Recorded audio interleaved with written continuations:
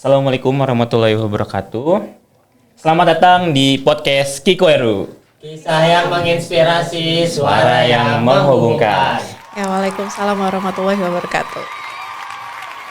Ya, pada podcast ke-6 pada hari ini kita akan membahas mengenai Oda Nobunaga. Siapa sih Oda Nobunaga itu? Oda Nobunaga adalah seorang daimyo di era Sengoku. Seperti itu. Yang nantinya tuh dia memiliki sebuah ambisi untuk menyatukan seluruh Jepang. Nah, ceritanya akan seperti apa? Kita akan lihat dari narasumber kita, yaitu Seruni Sensei.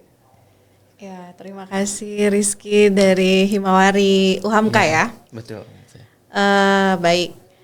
Ada Oda Nobunaga, tapi saya mau kasih tentang puisi Hototo Gisu. Nanti Rizky boleh translate ya, terjemahin ya. Insyaallah. Dalam sebuah novel haiku, dalam sebuah novel taiko, ada haiku yang bilang kayak gini. Gimana sih cara burung itu bisa berkicau? Pernah dengar nggak? Belum. Belum. Nah, Nobunaga itu bilangnya gini. Nakanunara koroshite mae hototo gisu. Kalau Hideyoshi, Nakanunara nakashite misho hototo gisu. Kalau Ieyasu, dia bilang gini. Nakanunara nakumade mato hototo gisu. Ya, ada 3 tuh. Ya. Nah, kira-kira tadi Nobunaga apa, Ki? Nah, oke. Kalau dari 3 itu tuh yang pertama dari Oda Nobunaga itu dia bilang kalau burung ini tidak mau berkicau maka akan saya bunuh. Lalu kalau dari Hideyoshi dia itu berbicara kalau burung ini tidak berkicau maka akan saya mencoba suruh untuk berkicau. Kalau yang ketiga dari si Ieyasu ya, dari Ieyasu itu tuh kalau dia tidak berkicau maka saya akan menunggu burung ini hingga berkicau. Ya, betul. Nah, 3 itu menjadi pemersatu Jepang kan. Yeah. 3 samurai ini ya, dari Oda Nobunaga, Toyotomi Hideyoshi sampai Tokugawa Ieyasu. Jadi kita bahas yang pertama, kenapa Nobunaga bilang kayak gitu. Karena Oda Nobunaga itu selama pemerintahannya tadi bilangnya kan bunuh saja gitu kan ya. Betul. Nah, gaya kepemimpinannya itu ya bunuh. Jadi apapun lawannya nanti walaupun wanita, anak kecil semuanya dibunuh. Gitu. Jadi kalau yang tidak mau menyerah atau tidak mau memberikan daerahnya ya dibunuh. Nah, tapi kalau Toyotomi Hideyoshi dia kan bilang buatlah burung itu berkicau. Jadi kenapa dia bilang buatlah burung berkicau? Nah, ini nih pertama kali diplomasi seorang samurai itu jatuhnya di Toyotomi Hideyoshi. Jadi dia melakukan diplomasi ke daerah-daerah. Kalau bisa nggak kita kerjasama biar kita jadi satu. Nanti ada deal-dealan kan biasanya kalau diplomasi ya. Betul. Nanti si A dapat sekian, si B dapat sekian. Nanti kita yang penting kita bisa satu gitu. Nah, kemudian muncul di Tokugawa Ieyasu. Nah, Tokugawa Ieyasu itu dia bilang kan tunggu aja sampai burung itu berkicau kan. Iya, betul. Nah, jadi dia memang menunggu karena Ieyasu itu termasuk samurai yang sangat kuat di zamannya Oda Nobunaga kan. Tapi dia menunggu sampai semuanya selesai baru tuh dia masuk gitu. Sampai momen-momennya bagus baru dia masuk. Gitu. Nah, berarti kita mulai dari Oda Nobunaga dulu ya, Ki. Betul. Oda Nobunaga dulu. Ya. Oda Nobunaga itu kan waktu kecil dia itu kan tadi yang Rizky bilang dia itu ayahnya Nobuhide ya. Kemudian ibunya tuh Dota Gozeng. Jadi Nobuhide itu termasuk klan yang sangat disegani ya waktu zaman Jepang masih di era Ajuchi ya. Kemudian dia mulai melihat bahwa Nobunaga ini bisa menjadi pewarisnya nih. Nah, di usia 8 tahun dia bukan diasingkan ya, tapi dia tinggal di satu kastil tersendiri yang jauh dari ibunya. Di situ dia diajarkan oleh 4 samurai ya. Nah, diajarkan di sini sampai kira-kira dia itu bisa untuk mengembang tanggung jawab sebagai seorang samurai, bisa menjadi pemimpin, bisa menjadi daimyo yang tadi Rizky bilang itu. Nah, tahu nggak 13 tahun di luar ibu ya, maksudnya dia berjuang sendiri belajar. Nah, dia itu mencoba untuk menggabungkan, di situ aja dia usianya sampai 21 tahun, itu dia berusaha untuk menggabungkan daerah-daerah. Yang tadi dia mendapatkan Kastil Nagoya ya. Betul. Kemudian dia mencoba untuk mengambil daerah Mikawa sampai provinsi Mino, yang akhirnya dia itu kan menikah sama anaknya Saito Dosan. Ya, Saito Dosan itu di provinsi Mino itu kan. Nah, di situ kalau di zaman itu sudah lumrah ya untuk perkawinan politik ya. Jadi kalau misalnya Rizky mau nikah sama anaknya Pak Presiden misalnya untuk memperkuat posisi, nah itu sama seperti Oda Nobunaga. Jadi dia akhirnya mendapatkan dukungan dari klan Saito gitu. Nah, terus ini kan muncul gejolaknya itu setelah ayahnya itu meninggal ya, Nobuhide itu meninggal. Tapi apa yang dilakuin waktu, karena gayanya nyentrik ya, terutama dari pakaian yang dibilang dia itu pakai jubah yang tidak berlengan gitu kan, terus misalnya menggunakan celana pendek, karena kan kalau zaman dulu ada pakem ya, gitu. Terus dianggapnya itu tidak pantas kan gitu. Nah, apa yang dilakukan waktu ayahnya meninggal yang sampai akhirnya klan Oda itu mungkin nggak setuju nih Nobunaga. Jadi penerusnya gitu. Penerusnya. Pernah dengar nggak? Pernah Sensei. Jadi saya itu ngelihat di salah satu film dokumenter Oda Nobunaga, ketika ayahnya itu meninggal, bukannya Oda Nobunaga ini bukannya datang kemudian berziarah lah ya, ibaratnya berziarah, tapi malah melempar garam atau pasir gitu Sensei. Ya, melempar dupa. Iya, gitu. Tuh, melempar dupa di altar ayahnya. Tuh bayangin ya, di saat itu kan pakem atau aturan seorang samurai itu benar-benar keras ya. Tapi dari situ aja, dari mulai pakaian terus sampai di situ, yang akhirnya membuat klan Oda itu nggak begitu percaya sama Nobunaga. Akhirnya Nobutomo itu membuat gimana nih buat ngambil posisinya gitu, menggantikan Nobunaga. Nah, itu kan mulai banyak invasi ya. Setelah ayahnya meninggal itu, dia masuk yang klan Imagawa yang tadinya mendukung Nobuhide, mulai nggak suka sama Nobunaga. Di situ dia mulai mengejar Nobunaga ya, supaya Nobunaga di bawahnya. Tapi terakhir Nobunaga itu sempat mundur ya di pertempuran Akatsuka. Sempat mundur karena melihat dia nggak bisa menang nih. Tapi di tahun 1554 dia berhasil tuh memenangkan melawan klan Imagawa. Terus kemudian Nobutomo juga kan bersekutu juga kan sama Imagawa. Nah, di situ tapi akhirnya Nobunaga itu menang. Yang akhirnya Nobutomo melakukan seppuku. Gitu. Nah, di situ tuh mulai muncul ternyata pertempuran dari dalam keluarganya tuh nggak cukup sampai situ. Tadi baru dari pamannya ya. Kemudian ada lagi dari adiknya sendiri ya. Di pertempuran Ino dia melawan Nobuyuki, Oda Nobuyuki. Nah, tapi di situ lagi-lagi Oda Nobunaga menang. Betul. Tapi ibunya meminta Nobunaga itu memaafkan Oda Nobuyuki. Yang akhirnya dia melepaskan. Tapi di tahun berikutnya justru malah Oda Nobuyuki membuat lagi sekutu untuk mengalahkan Oda Nobunaga. Yang akhirnya mungkin Nobunaga itu geram kali ya. Ya udah akhirnya dua samurainya Oda, Kawajiri sama Ikeda, saat si Nobuyuki datang itu langsung dibunuh gitu. Itu luar biasa kan, peperangan antar keluarga. Itu baru sampai keluarga ya. Kalau mendengar cerita Oda Nobunaga, ada yang mengatakan kalau Oda Nobunaga itu kan dia itu si bodoh dari Owari Sensei. Nah, tapi kalau mendengar dari ceritanya Sensei yang tadi udah Sensei katakan, sepertinya Oda Nobunaga ini tidak sebodoh yang dikatakan gitu Sensei. Justru mempunyai strategi-strategi yang cukup lihai gitu. Terbukti dari itu kan Oda Nobuyuki kan dia melakukan serangan kedua kali ya untuk Oda Nobunaga. Di situ kan kalau saya baca dokumenter itu Oda Nobunaga itu melakukan siasat yang dimana ketika dia tahu Oda Nobuyuki ingin membunuh dirinya untuk lagi, Oda Nobunaga itu menggunakan siasat dia pura-pura sakit gitu untuk membohongi Nobuyuki dan Nobuyuki datang ke kediamannya. Iya, betul, dan dibunuh gitu. Betul. Jadi kayaknya label si bodoh dari Ohari ini agak gimana gitu Sensei. Iya.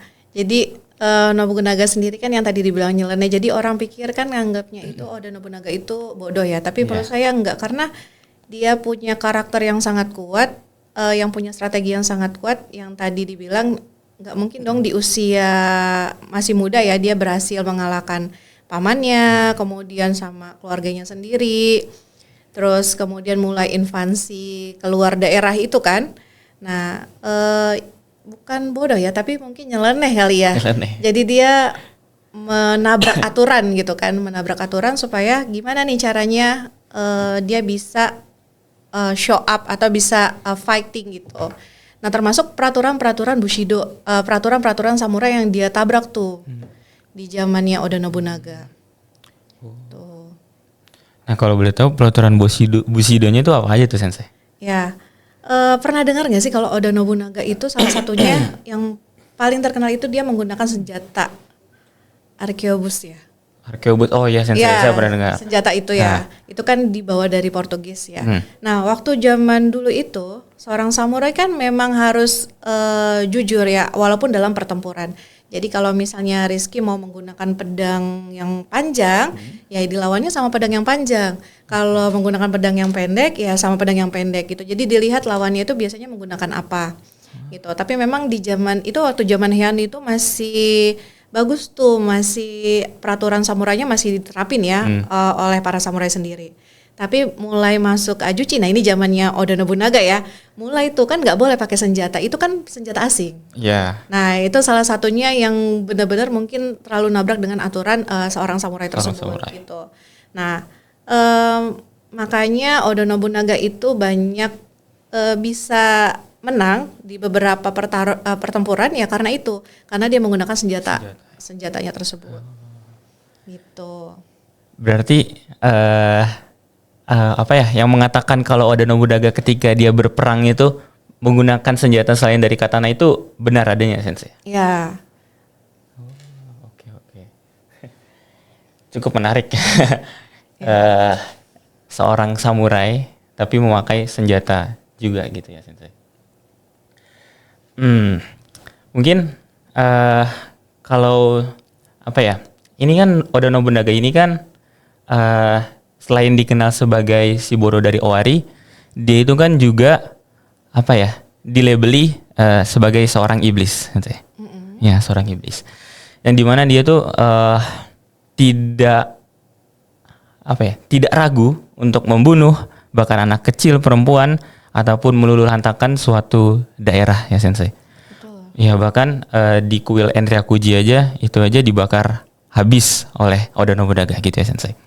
Nah yang menariknya adalah Oda Nobunaga ini kan dia itu kan punya ambisi untuk menyatukan seluruh Jepang. Pastinya punya lawan-lawan yang juga tangguh, yang juga banyak ya Sensei. Nah dari film dokumenter yang saya lihat, ya ini saya berdasarkan. Kasih tahu filmnya dong, filmnya apa? Filmnya itu ada di Netflix. Gitu nanti di ya filmnya itu ada di Netflix. Kalau nggak salah judulnya itu The Age of Samurai. Kalau nggak salah gitu. Itu film dokumenter yang menceritakan tentang Oda Nobunaga gitu. Nah dari situ tuh saya melihat peperangan-peperangan yang dilakukan oleh Oda Nobunaga. Yang uniknya adalah Oda Nobunaga ini kan pasukan itu sedikit ya, kemudian berperang melawan pasukan yang bisa berkali-kali lipat itu lebih banyak daripada pasukannya. Nah, namun dia itu bisa menang gitu. Strategi mungkin atau apa yang dilakukan oleh Oda Nobunaga ini yang bisa kayak dia dengan pasukannya sedikit tapi berani untuk ayo dobrak aja gitu Sensei. Iya. Strateginya tadi yang pasti satu itu yang masalah senjata ya, karena ya pedang dilawannya sama senjata arquebus itu kan. Arquebus. Terus kemudian memang dia melihat dari sisi kelemahan dan kelebihan lawannya. Yang tadi saya bilang kalau misalnya lawannya itu belum siap, kalau samurai ya, misalnya belum siap, dia nggak akan nyerang. gitu. Kalau secara aturan ya, dia nggak akan nyerang nih. Kalau Rizky belum siap nih, saya nggak bisa nyerang Rizky, gitu. Tapi di situ juga ditabrak aturannya saat misalnya ada yang lawannya lagi, kan dia ngelihat ya waktu itu saat Tokugawa itu lagi perang, ya kan? Kemudian kalah jumlah nih, kalah jumlah.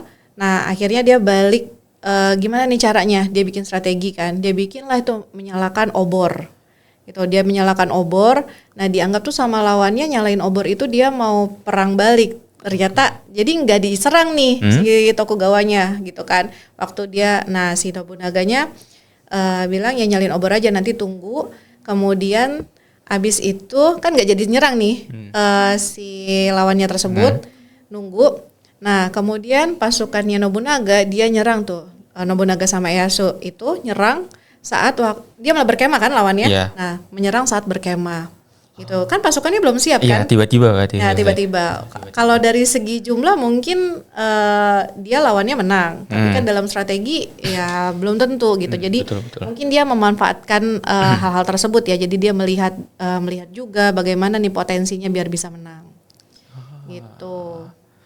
Jadi memang ahli strategi sekali ya Sensei. Ya. Untuk si Nobunaga ini. Betul, karena memang di zamannya Oda Nobunaga itu banyak samurai-samurai panglima ya, jenderalnya itu yang memang ahli-ahli dalam strategi, termasuk Hideyoshi.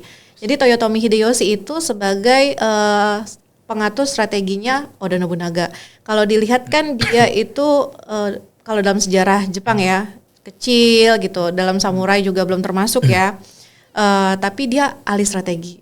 Nah, Ieyasu itu memang jenderal yang sangat kuat kan gitu. Jadi dia mengatur nih gimana caranya samurai-samurainya ini punya potensi apa, diatur nih sama Nobunaga. Yang mana nih yang bisa masuk, strateginya siapa, nanti jenderalnya siapa yang turun gitu. Seperti itu. Dari peperangan itu tuh Sensei, terlihat bahwa Oda Nobunaga ini memiliki ambisi yang sangat besar sekali untuk menyatukan para Jepang, menyatukan seluruh Jepang. Seluruh Jepang. Ya. Apa sebenarnya yang melatar belakangi ambisi besarnya Oda Nobunaga untuk menyatukan seluruh Jepang? Apakah hanya untuk kekuasaan semuanya ada di tangan Oda Nobunaga saja, atau mungkin ada latar belakang lain, alasan lain Oda Nobunaga ini ingin menyatukan seluruh Jepang? Ya. Memang Oda Nobunaga punya ambisi gimana caranya supaya dia menjadi petinggi di Jepang, menjadi nomor 1 di Jepang ya. Mulai dari caranya berperang, karena Oda Nobunaga merasa dia punya kekuatan nih, punya kekuatan pasukan, punya strategi yang bisa menyatukan Jepang itu kan. Nah di zaman itu kan Jepang belum bersatu ya, jadi masih daimyo gitu kan. Nah, tapi Oda Nobunaga juga nggak mau jadi shogun kan? Ya, dia betul. memberikan ke Yoshiaki. Nah, di situ walaupun sebenarnya yang berperannya itu bukan shogun ya, tapi si Nobunaganya, gitu kan? Sampai akhirnya Yoshiaki itu balik berkhianat. Balik invasi si Nobunaga. Betul. Tapi terakhir malah kalah kan Yoshiakinya gitu. Kalah dan malah Yoshiaki jadi biksu gitu kan, diasingkan. Nah. Dia mulai menata itu, dia punya rencana gimana cara untuk menyatukan Jepang, yang tadi bilang dia memang untuk mau menjadi petinggi nomor 1 di Jepang. Gitu. Jadi dia mulai dari gimana awal yang dekat-dekat nih daerah, kemudian nanti daerah berikutnya gitu. Nah, tapi kan ya memang di akhir ceritanya malah tragis ya gitu. Iya. Gitu. Iya, di akhir ceritanya. Iya. Oh iya Sensei. Untuk akhir cerita ya, karena Sensei ngomong akhir ceritanya Oda Nobunaga, memang kalau saya coba lihat akhir cerita Oda Nobunaga ini kan ada banyak pendapat Sensei. Nah, kalau saya lihat ada yang mengatakan dia itu seppuku, ada yang mengatakan dia itu hangus terbakar, jadi ya hangus. Ada yang mengatakan dia itu lari dan ya mati di kaburnya itu, ketika kabur itu. Karena kan jasadnya kan tidak ditemukan ya Sensei. Ya, ada sejarah yang bilang seperti itu ya. Nah, ada yang bilang kayak gitu. Nah, itu kan menyebabkan ada beberapa daerah-daerah yang menganggap Oda Nobunaga tuh matinya di sini loh. Oda Nobunaga tuh mati di sini loh gitu. Nah, yang uniknya adalah sebelum Oda Nobunaga ini diberitakan seppuku atau hangus terbakar, itu kan terjadi pengkhianatan dari prajurit Sensei, dari Akechi Mitsuhide kalau nggak salah. Ya betul ya. Betul. Dari Akechi Mitsuhide. Nah, awalnya kan Akechi Mitsuhide ini kan diperintahkan oleh Oda itu untuk membantu pasukan Toyotomi Hideyoshi. Iya, betul. Ya. Untuk membantu. Tapi dia berbalik arah ke Oda Nobunaga untuk menginvasi ya. Mengkudeta Oda Nobunaga. Nah, sebelum mengkudeta itu dimulai, Oda Nobunaga ini melakukan seppuku lah Sensei. Atau mungkin ya sesuai dengan pendapat yang tadi ya Sensei, ada yang dibakar dan lain sebagainya. Maksudnya apa hubungannya gitu Sensei? Prajuritnya berkhianat, kemudian Oda Nobunaga ini memilih untuk mati gitu Sensei. Ya, itu terjadi di insiden Honnoji ya. Iya betul. Di kuil Honnoji. Waktu itu yang tadi Rizky bilang kalau siapa tadi Akechi Mitsuhide. Nah, Akechi Mitsuhide-nya itu karena mungkin sakit hati yang tadi dibilang kalau si Oda ini kan kalau dalam pertempuran ya bunuh aja gitu. Atau ya bisa mempermalukan lawannya ya, termasuk ibunya si Akechi sendiri. Yang akhirnya membuat sakit hati nih si Akechi Mitsuhide-nya. Kemudian melihat lagi perang, pasukan keluar semua kan, jenderal-jenderalnya. Nah, Toyotomi Hideyoshi butuh bantuan, dikirimlah si Akechi ini. Mitsuhide. Kemudian setelah itu melihat si Nobunaga nggak ada yang jaga nih, ya kan tadi dibilang Rizky bilang nggak ada yang jaga. Baliklah si Akechi Mitsuhide itu ke kuil Honnoji ya, supaya untuk bunuh atau kudeta Nobunaga. Nah, berhasil sampai di situ kan Nobunaga tahu kan kalau Mitsuhide itu mau mencelakakan dia tuh. Nah, kenapa dia memilih seppuku? Karena ini berkaitan dengan harga diri. Oke, harga diri. Ya, kalau dia itu dipenggal sama lawan, seorang samurai dipenggal sama lawan, berarti harga diri dia ya udah nggak ada tuh, gitu. Tapi kalau dia masih diberikan seppuku, berarti dia masih diberikan kehormatan. Jadi justru malah seppuku itu atau ya harakiri gitu kan, bunuh diri itu malah diperuntukkan supaya menghargai lawannya. Nah, itu rasa penghormatan terhadap lawannya. Itu bagi samurai itu yang di Bushido itu. Jadi kalau misalnya dia memberikan waktu untuk si samurainya itu seppuku, berarti dia memberi penghormatan. Tapi di sini si Akechi Mitsuhide itu dia nggak menyuruh Nobunaga untuk seppuku. Oh, emang gitu. Benar ingin memenggal kepalanya Sensei. Jadi Nobunaga di saat itu mengeluarkan semua wanita biar pada lari tuh. Nah, setelah itu kemudian dia mengurung di ruangan. Mengurung diri di ruangan, makanya jasadnya itu nggak ditemukan, nggak tahu dia melakukan seppuku atau tidak gitu kan.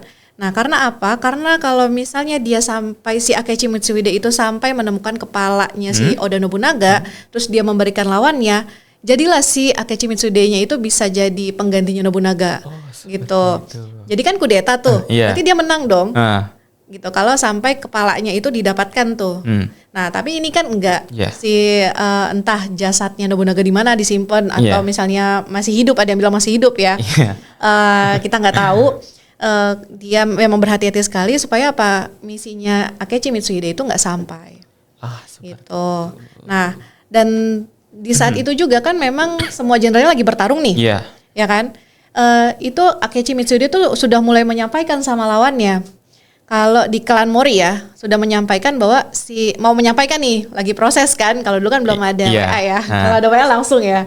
Nah, mau menyampaikan kalau si Oda Nobunaga nih sudah meninggal gitu ya. Tapi Toyotomi Hideyoshi tahu kabarnya, jadi buru-buru tuh dimenangkan pertempurannya. Ya bagusnya si Hideyoshinya itu berhasil mengakhiri perperangan dengan kemenangan. Jadi nggak sampai nih klan Mori tahu. Kalau misalnya tahu mungkin berbalik lagi gitu perperangannya. Nah, di situ akhirnya Akechi Mitsuhide nggak dapat kepalanya Nobunaga, nggak ada bukti kan kalau dia berhasil mengkudeta Oda Nobunaga.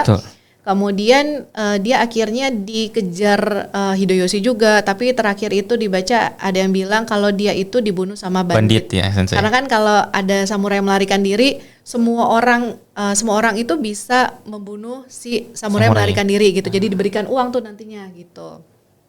Nah, ada sejarahnya kalau Akechi Mitsuhide itu dibunuh sama bandit. Gitu. Nah, Toyotomi Hideyoshi menang kan. Gitu. Nah, setelah kematian Oda Nobunaga Sensei, berarti itu sia-sia dong Sensei. Perjuangan Oda Nobunaga hingga saat itu, hingga dia meninggal demi menyatukan seluruh Jepang, gitu Sensei. Ya, kalau dibilang sia-sia enggak ya, karena kan memang ada Father of Japan gitu kan. Ada 3 sosok itu ya. Oda Nobunaga, Toyotomi Hideyoshi, sama Tokugawa Ieyasu. Nah, akhirnya setelah Oda Nobunaga meninggal nih, kan mau diwariskan sama anaknya nih. Jadi anaknya kan karena masih kecil, akhirnya dibawa nih sama Hideyoshi kan. Dibawa sama Hideyoshi. Nah, Hideyoshi yang menggantikan posisinya Oda Nobunaga. Gitu. Nah, dimulailah ini era baru setelah Oda Nobunaga. Gitu. Era baru Toyotomi Hideyoshi apakah semengerikan era Oda Nobunaga atau tadi seperti yang Sensei bilang di awal, Toyotomi Hideyoshi ini kan dia itu jago negosiasi. Nah, Sensei, di zaman ini berarti muncul diplomasi gitu Sensei. Ya, kalau dulu kan, nah ini lagi-lagi menabrak aturan Bushido tadi ya. Kalau Bushido itu nggak mengenal diplomasi, nggak mengenal negosiasi kan. Nah, muncullah di sini tabrakan baru dari si Toyotomi Hideyoshi. Makanya tadi kan gimana caranya burung itu berkicau, Hideyoshi bilang ya buat burung itu berkicau, jadi melakukan diplomasi. Nah, di sini Hideyoshi menyadarkan diri ya kalau misalnya dirinya juga mungkin nggak sekuat Oda Nobunaga. Nah, makanya dia melakukan diplomasi ke daerah yang belum disatukan nih. Jadi muncul tuh negosiasi, gimana ini mau nggak jadi pihak kita dan seterusnya gitu. Gitu. Nah, terakhir itu kan Hideyoshi juga sampai menginvasi Korea ya. Iya. Gitu. Korea dulu baru Cina gitu, tapi akhirnya gagal kan. Betul. Gitu. Hideyoshi. Berarti eranya Toyotomi Hideyoshi ini ketika Oda Nobunaga mati berarti itu langsung digantikan oleh Toyotomi Hideyoshi Sensei. Ya, betul. Karena kan si anaknya Oda Nobunaga ini masih kecil kan. Yeah. Jadi masih di bawah Hideyoshi. Jadi mau nggak mau Hideyoshi yang menggantikan. Nah, di situ posisinya ada Tokugawa Ieyasu. Tokugawa Ieyasu kan termasuk jenderal yang paling kuat mungkin ya di zaman itu. Tapi dia menunggu nih. Kalau mungkin dia berpikir kalau misalnya dia melawan Hideyoshi terjadi perperangan kan. Akhirnya menunggu aja. Nah, itu Hideyoshi mulai menyatukan yang tadinya Nobunaga misalnya baru sampai daerah tertentu, Hideyoshi mulai melebarkan juga nih. Gitu. Nah, terus kemudian lanjut di Tokugawa Ieyasu waktu invasi ke Korea dia nggak ikut. Nah, yang serunya di sini si Tokugawa Ieyasu itu dia sambil menunggu tuh kenapa dia nggak ikut ke Korea? Karena dia bilang kalau daerahnya itu, maksudnya di Jepang ya, itu butuh kekuatan. Jadi termasuk politik dan lain sebagainya. Dia bangunlah bangunlah istana di Edo. Nah, Edo itu yang sekarang jadi apa? Osaka juga kan Sensei? Tokyo. Nah, kalau Osaka itu Hideyoshi. Osaka itu Hideyoshi Sensei? Ya, jadi di Osaka itu Hideyoshi nih. Kemudian karena dia mengambil daerah Edo tadi, akhirnya dia memindah tempat nih. Si Tokugawa Ieyasu hijrah nih, buatlah di Edo. Nah, Edo itu tuh masih kayak kampung nelayan. Nah, waktu zaman invasi ke Korea, dia mulailah bangun infrastruktur di Edo tersebut. Jadi ada bangunan istana yang mewah. Makanya kan sampai saat ini kekaisaran adanya di Edo, di Tokyo ya. Nah, itu di zamannya Tokugawa Ieyasu. Terus kemudian dia mulai bangun ya pokoknya sekitar air gitu kan, sumber-sumber yang lain yang buat penghidupan di daerah tersebut. Jadi sampai populasinya yang di Edo itu meningkat gitu. Jadi Hideyoshi lagi sibuk berperang, dia membangun infrastruktur. Ini kan yang dibutuhkan sama semua orang ya. Dan termasuk anak-anaknya si Tokugawa Ieyasu itu juga berhasil tuh mengembangkan daerahnya. Jadi pengembangan daerahnya tuh makin pesat gitu. Nah, terakhir saat Hideyoshinya itu kan meninggalnya karena sakit ya. Tadinya dibuatlah ada 5 jenderal yang mengawal supaya anaknya si Hideyoshi ini bisa naik nih, gitu kan, si Hideyori. Menggantikan si Hideyoshi. Karena Hideyoshinya sakit-sakitan kan. Nah, oke. Nah, tapi di tahun setelahnya, setelah meninggalnya Hideyoshi, yang 5 samurai jenderal ini, salah satunya meninggal yang paling tertua. Nah, akhirnya tinggal 4. Salah satunya tuh Tokugawa Ieyasu. Nah, tinggal 4 ini, Tokugawa Ieyasu melihat nih ada kesempatan. Terus kemudian Hideyori masih kecil juga kan. Nah, akhirnya melakukan invasi nih, gitu. Dilakukan tuh gimana caranya Hideyori ini dikepung, dilihatlah tuh, oh ada kesalahan nih. Waktu misalnya lagi upacara minum teh gitu kan, ada kesalahan Hideyori, katanya Hideyori itu mau melawan Tokugawa Ieyasu, padahal enggak. Akhirnya dilakukanlah invasi. Nah di situ tadinya udah mulai stop nih melakukan perjanjian kan, bahwa Hideyori akan tetap nurut sama Tokugawa Ieyasu kan. Tapi lagi-lagi dia ingin supaya kontrol semuanya kan, ini kan ancaman ya kalau zaman itu kan. Ya, akhirnya terjadilah perang berikutnya sampai Hideyori itu termasuk sampai bukan Hideyorinya aja, anaknya Hideyori, semua pokoknya dari klannya Toyotomi Hideyoshi itu meninggal, dibunuh sama Tokugawa Ieyasu gitu. Jadi dia nggak punya ancaman lagi kan, jenderalnya udah nggak ada kan. Betul. Nah dia mulai, ini yang kerennya lagi, setelah dia buat infrastruktur, terus namanya klannya Hideyoshi sudah nggak ada nih. Dia melakukan pengembangan, terus nggak boleh ada yang masuk gitu dari luar, dari luar Jepang kan, gitu. Makanya kan kekuatan Tokugawa itu sampai 250 tahun kan, gitu. Nah itu nggak boleh tuh. Jadi semua apapun lewat Tokugawa Ieyasu, gitu. Keren kan Tokugawa Ieyasu. Tapi kalau dengar ceritanya tuh, yang tadinya mereka bertiga ini layaknya teman, jadi saling membunuh Sensei untuk mendapatkan kursi jabatan pemimpin Sensei. Iya, kursi jabatan pemimpin ya.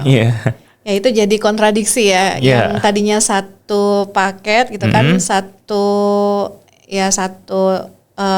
circle ya. Iya, betul, satu circle. Akhirnya malah ketiganya bukan ketiganya ya sih, tapi Toyotomi Hideyoshi itu nggak pernah melawan Oda Nobunaga. Gitu tapi dia tetap menjaga keturunannya si Nobunaga. Gitu. Nah, memang makanya dibilang kan terakhir gimana caranya buat burung itu berkicau, Tokugawa Ieyasu bilangnya tunggu. Jadi dia benar nunggu sampai posisinya aman baru tuh dimulai gitu. Jadi itu dia melihat celah-celah, terus padahal memang pintar kan tadi buat infrastruktur dan sebagainya. Gitu. Mungkin ini ya Sensei, sedikit flashback gitu Sensei. Awal mula ketemunya Oda Nobunaga dengan Tokugawa Ieyasu itu kapan Sensei, dan pada momen apa Sensei? Oh ya, Tokugawa Ieyasu itu kan diculik ya waktu sama Imagawa. Ya kan, karena Imagawa itu berseteru, terus dia punya klannya si Tokugawa Ieyasu yang dulu.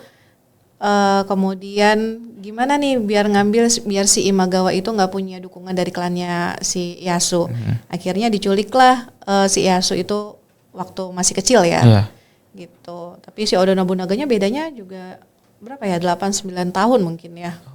Gitu sama Tokugawa Ieyasu. Berarti masih sangat muda sekali ya Sensei. Itu berarti seharusnya Oda Nobunaga dengan Tokugawa Ieyasu tuh udah dari kecil memang sudah deket ya Sensei ya, kalau dikira-kira. Iya, dekat. Jadi memang si Tokugawa Ieyasu teman kecilnya si Oda Nobunaga nih gitu. Tapi Oda Nobunaga itu sering banget ya namanya samurai kan ya, berarti kan walaupun masih kecil juga mereka tetap bertarung kan. Jadi ngajak si Tokugawa Ieyasu bertarung nih gitu. Tapi Tokugawa Ieyasu tuh ya sempat takut karena kan dia lebih tua ya usianya gitu. Ya memang deket ya, tapi ya itu deketnya samurai, dia punya prinsip kan. Iya punya prinsip, betul. Wow, menarik ceritanya. Gaya kepemimpinannya, dari cara dia menginvasi, berperang dan sebagainya. Mungkin kita sudah cukup banyak ngobrol tentang Oda Nobunaga. Mungkin kita bisa ke sesi tanya jawab. Ya, sesi Q&A. Kita udah membuka sesi Q&A di Instagram kemarin, dan sudah ada yang bertanya gitu. Oh ini live. Enggak ya, ini guys.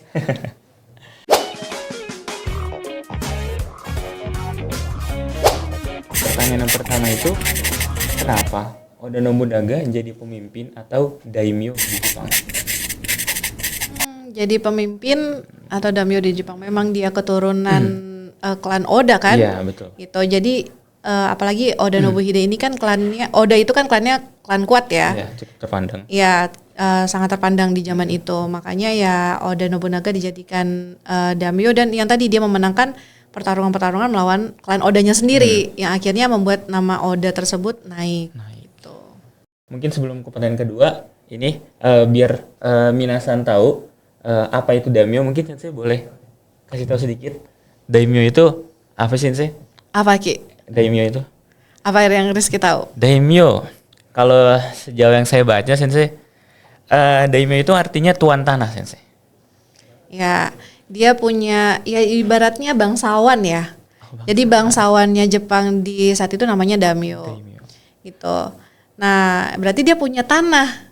Gitu. Kalau yang namanya daimyo itu pasti punya tanah dong, punya daerah kekuasaan. Gitu. Termasuk si klannya Oda tersebut. Gitu. Jadi kalau misalnya nggak punya tanah ya nggak bisa jadi daimyo. Gitu. Oke, lanjutannya ke pertanyaan kedua, Sensei.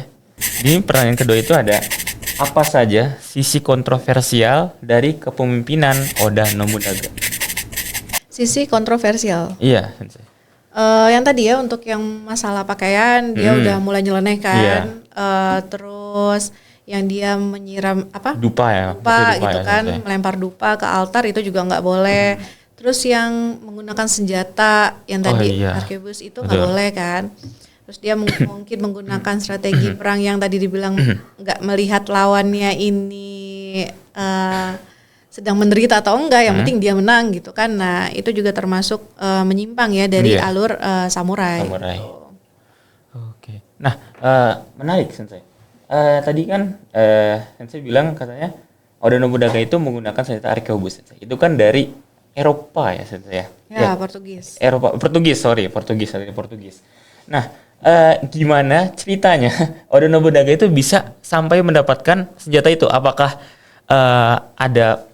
awalnya ada perang melawan Portugis kah, atau memang dipersenjatai oleh Portugis itu sendiri, Sensei? Ya, itu diperjualbelikan kan ya. Yang namanya para daimyo kan bangsawan, kaya, terus ada nih misalnya alat-alat baru, biasanya gitu kan. Kalau ya dia dapat lah gitu kan. Dibelilah gitu. Berarti memang mereka yang membeli itu, Sensei? Iya. Apakah untuk keperluan perang pada awalnya atau gimana? Dan mereka tuh kok bisa tahu kalau di luar sana tuh ada senjata kayak gitu, Sensei? Ya. Kan mereka aja kan kayaknya nggak ada keluar dari Jepang, mungkin? Ya nggak ada keluar dari Jepang. Ya nggak keluar, maksudnya nggak keluar. Nggak pergi gitu, Sensei, atau ke Eropa, ke Prancis gitu. Pesawat gitu Iya, kan, pesawat Sensei. ya. Tapi kan tetap ada ini kan perdagangan bebas kan. Oh iya. Jadi di zamannya Oda Nobunaga memang udah mulai muncul nih perdagangan bebas itu. Nah, perdagangan bebas. Ya itu kan mulai dari itu kan salah satu gaya kepemimpinannya Oda Nobunaga ya, ada perdagangan bebas. Nah di situ kan dari luar pun juga ada kan gitu. Ya melihat ada potensi nih yang bisa digunakan, gimana caranya untuk yang tadi dia punya satu ambisi untuk menyatukan Jepang. Tapi mungkin dia melihat lagi strateginya, kalau lewat pedang lama nih, bisa mungkin bertahun-tahun gitu, ratusan tahun gitu kan. Dia cari yang mudah nih, peralatan perang mana nih yang bisa dia gunakan. Oke. Gitu. Mungkin pertanyaan terakhir, Sensei. Pertanyaan terakhir dari saya, Sensei. Dari tadi yang sudah Sensei katakan gitu, yang tadi sudah kita ceritakan bareng-bareng, Sensei. Menurut Sensei, ini dari POV-nya Sensei. Gaya kepemimpinan yang dipakai oleh Oda Nobunaga ini apakah dapat dinilai betul pada zamannya, Sensei? Betul atau tidak, karena melawan banyak hal gitu, kayak membunuh anak kecil dan sebagainya gitu, atau Sensei punya pandangan lain terhadap gaya kepemimpinan Oda Nobunaga yang cukup sadis, bahkan sadis sebetulnya. Ya sadis ya, karena wanita dan anak-anak. Iya, dibunuh semua, Sensei, tanpa ampun gitu, Sensei. Mungkin Sensei. Kalau saya melihat dua sisi ya, Ki. Karena kita kan kalau melihat apapun lihat dari berbagai sisi ya. Betul. Satu sisi memang si Oda Nobunaga ini brutal, sadis, bahkan anak-anak, wanita juga nggak diampunin gitu. Tapi melihat di era zaman itu yang ya gimana pun membunuh itu sebenarnya nggak boleh ya, gitu kan. Tapi dilihat di era itu bahwa muncul banyak pengkhianat, bahkan di Oda Nobunaga sendiri, di klan Odanya sendiri 2 kali dia diinvasi kan sama keluarganya. Ya itu untuk mempertahankan kekuatannya dia ya. Karena mungkin bisa jadi nih kalau misalnya wanita terus anak-anaknya itu lolos atau bukan hanya wanita dan anaknya, maksudnya yang lainnya keluarganya lolos itu kalau udah besar merencanakan untuk balas dendam kan. Gitu, untuk menuntut atau mencari harga diri dari si ayahnya yang meninggal tersebut gitu kan. Balik lagi nih balas dendam, melakukan lagi tuh perang. Jadi mungkin menurut si Oda Nobunaga nggak akan selesai nih kalau nggak semuanya dihabisin gitu, diratakan gitu. Jadi ya mungkin kalau dilihat dari zaman itu bisa jadi Oda Nobunaga berpikirnya simpel ya yang tadi dibilang itu. Gimana caranya dia nggak perang berkali-kali gitu, ya cukup sekali. Nah kan nggak ada yang tadi saya bilang samurai yang mungkin menghabisi wanita dan anak-anak ya. Itu nggak ada di aturan para samurai karena samurai itu lawannya samurai. Jadi nggak bisa juga lawannya petani gitu kan, lawannya pedagang nggak bisa. Nah tapi di sini kan berarti si Oda Nobunaga juga menabrak aturan nih. Kalau dia menginvasi semua orang kan. Gitu. Tapi ya itu satu sisi ya di zaman itu ya. Dia melihatnya gimana untuk mempertahankan kekuatannya dia, gitu. Makanya kalau dibilang dia nggak jadi pahlawan ya, bingung juga kan? Karena satu sisi dia ada andilnya loh, kalau dia itu menyatukan Jepang. Kalau nggak ada orang yang seperti Oda Nobunaga, nggak mungkin juga, atau mungkin sih, tapi belum tentu juga. Waktunya lama ya di zaman itu udah mulai bersatu tuh, gitu kan. Nah, atau nggak mungkin juga misalnya Toyotomi Hideyoshi melakukan diplomasi. Itu di ACC, maksudnya di ACC diterima sama lawannya. Karena mungkin ngelihat kepemimpinannya si Oda Nobunaga yang sangat sadis, brutal, ketika diplomasi kan lebih masuk ya. Jadi orang itu takut gitu kan ya. Ini mau nggak, kalau nggak mau kita invasi, ya mau mundur kan. Gitu. Nah ya bisa juga seperti itu. Tapi ya lagi-lagi kalau misalnya bilang mendukung atau tidak, ya saya melihat di berbagai sisi ya. Jadi bingung sendiri karena satu sisi Oda Nobunaga ini punya sejarah untuk mempersatukan Jepang, tapi satu sisi ya namanya membunuh sampai wanita dan anak-anak itu tidak dibenarkan gitu. Tapi memang di zaman itu kan membunuh itu mungkin bukan, kalau di sekarang nggak boleh kan, gitu. Di zaman itu ya itu wajar gitu, hal yang umum gitu kan, melihat darah di lapangan gitu. Nah kalau sekarang enggak, itu sih jawaban saya Ki. Jadi saya nggak bisa bilang satu sisi bagus mungkin, tapi satu sisi tidak bagus, ya terlalu banyak korban yang dibilang sejarawan Jepang gitu ya. Itu jawabannya biasa gitu. Oke, Sensei, kita udah cukup lama podcast, sudah hampir kurang lebih 40 menitan. Kira saya 4 jam. Waduh. Nanti baterainya habis Sensei. Mungkin untuk terakhir Sensei ada closing statement? Ya, dari 3 samurai itu sebenarnya kita bisa ambil sisi positifnya ya. Ya apapun, kalau dalam sejarah itu kita melihat sisi positif, jangan melihat sisi buruknya. Kalau tadi memang untuk menyatukan, intinya adalah untuk menyatukan Jepang, atau nanti kita mau menyatukan sesuatu itu butuh proses kan, gitu, butuh proses, butuh strategi yang matang gitu. Nah strategi itu berbagai macam cara tuh.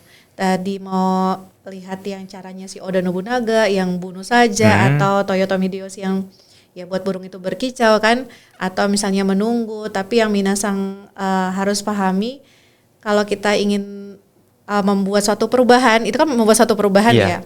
Di zaman sekarang ini ya butuh kesabaran dan yang terpenting adalah tidak menyakiti orang lain gitu ya. Itu sih, karena kalau di perang itu kita terlalu banyak menderita ya. Jadi gitu, gimana caranya, berarti kita nih yang di zaman ini harus berpikir gimana caranya kita bisa mengubah masa depan. Misalnya Rizky mau menyatukan apa pendidikan gitu Oh, ya, iya. pendidikan bahasa Jepang seluruh Indonesia. Nah, gimana caranya supaya nggak menderita apa guru-gurunya gitu. Nah, itu coba cari yang hal-hal yang positif. Nah, itu PR buat kita semua ya Iya. sebagai pendidik gitu. Oke. Ya, terima kasih Sensei sudah memberikan closing statement yang cukup baik banget ya. Kita harus mengambil sisi positifnya gitu ya. Minasang dari tadi cerita Oda Nobunaga mungkin memang terkesan sadis tapi pasti banyak sekali sisi-sisi positif yang bisa Minasang ambil gitu ya. Gitu. Sensei, terima kasih Ya, sama-sama. udah hadir di podcast Kikoirui. Ini lagi gitu ya Sensei. Mungkin segitu aja gitu. Sampai ketemu di podcast Kikoirui selanjutnya. Oke, terima kasih Himawari Uhamka.